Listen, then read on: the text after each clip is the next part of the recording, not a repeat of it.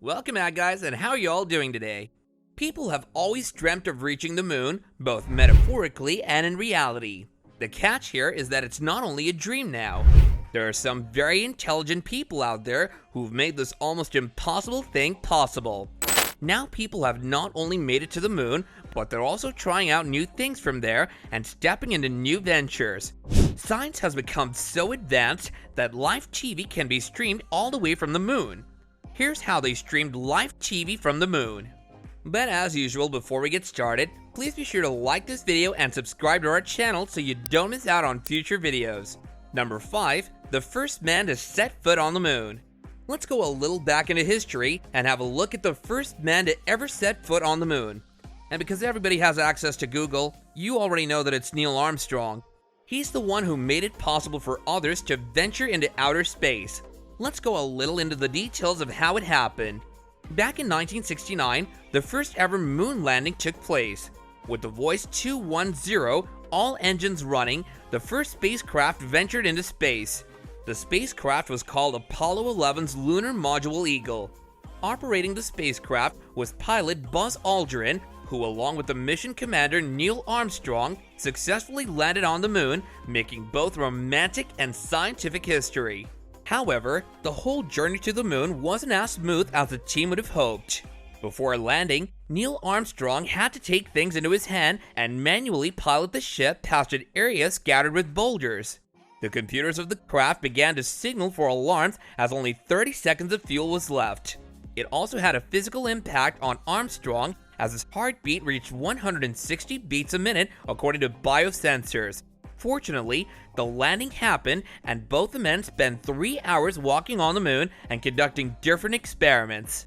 The astronauts went back and joined the command module in Columbia.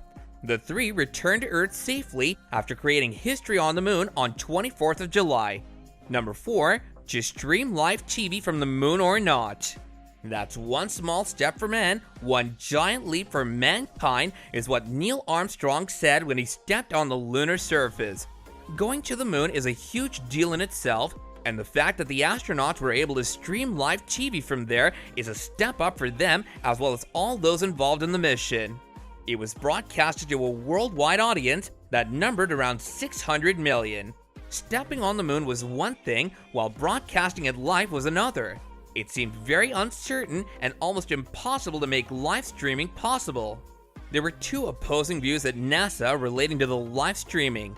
One was that the mission would reach its end goal and be successful even if it wasn't broadcasted to an audience down at Earth. It would in fact be a waste of weight, power, and transmission bandwidth according to them. They also thought that it would be quite a challenge to maintain the signal required for the transmission. The others, however, believed that it would be a huge success to stream live TV. They believed it would be a worldwide PR goldmine and would also help the US taxpayers understand where their hard-earned money was going. Luckily for us, those in favor of live streaming won and made it possible to see how the first men from Earth stepped on the moon. Again, we have Neil Armstrong to thank for this, as he had the final say in this matter, being the commander of the mission. Number 3. The hurdles in live streaming. Let's now have a look at the scientific equipment that made it possible to stream live TV from the moon. The world has now moved on to tiny cameras that everyone has a hold on, all thanks to the inventions of smartphones and tablets. Back in the 60s, cameras were exclusively available at filming studios and were moved around with the help of pedestals. While shooting was one task, handling the camera equipment was another one. NASA decided to use film cameras to record what was happening after the spacecraft landed on the moon. The goal was not only to record it, but also in a quality that did justice to the journey and the experience. The film was about to be brought back to Earth and developed once the mission was over. While this option seemed to be feasible, it wasn't the best one available. If the astronauts were able to stream live TV from the moon, it would help give the audience a real-time view of what the men were experiencing in space. The task then was to find a camera small enough, light enough, and one that had low power consumption. NASA specifications would also be required. It would also lead to power struggle, since it would be another point of concern as to whose camera would be used on the moon. A temperature shift would also be observed in space. The weight needed was to be no more than 6 pounds and consume power less than 7 watts. The transmission could work if the team used 10 frames per second and 320 lines with no interlacing. Number 2. The way forward.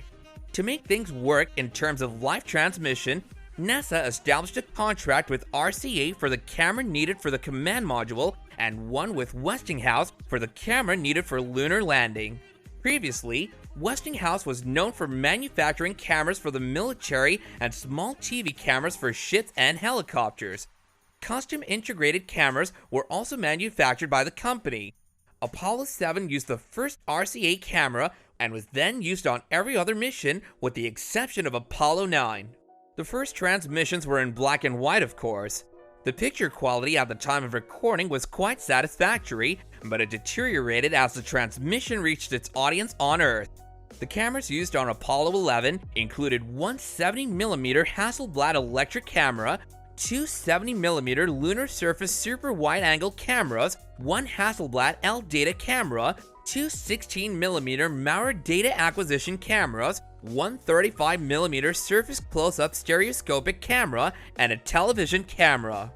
Coming to the films exposed, all throughout the mission, 9 magazines of 70mm films and 13 magazines of 16mm films were brought in use. 2 types of photography were captured that included surface photography and orbital photography. Sample documentation also took place on the mission. Number 1. What was the live streaming show? To do something as big and breathtaking as stepping on the moon when color television had just come out a few years back was something ordinary people could never imagine. The spacecraft named Apollo 11, carrying the 2 famous and acclaimed astronauts named Neil Armstrong and Buzz Aldrin, landed on the moon after some initial trouble and alarms related to the heartbeats of the men observed down on Earth by bioscientists and fuel left in the spacecraft. On July 24, 1969, the man on the moon streamed live from there and informed his team back on Earth how they had successfully landed and a huge step for mankind was taken. Recalling the day, those who witnessed it from the Earth stated how excited they were, so much so that they were almost on the verge of crying, and rightly so. It was indeed a huge and surreal thing for humans at that time. People also got the newspaper that came out on the 24th of July 1969 framed to cherish it for the rest of their lives. The mission that NASA undertook was successfully completed, and the astronauts returned home prosperous with successful experiments that they conducted there, along with the photographs and videos to provide the same experience they had there to the future generations. The spacecraft that made the whole thing possible and assisted the commander and the pilot on their mission was manufactured by CSM North American Rockwell Allen Grumman. So the space adventure that people could only dream of was realized in 1969 by NASA with the help of 2 extremely talented and gifted men who are remembered in great words in history. I'm sure you're eager to know more about what goes on in space, and we'll make sure you get what you're looking for. For more such videos, make sure to subscribe to our channel and hit that bell icon so you don't miss out on the latest updates and notifications. Thank you, and bye for now.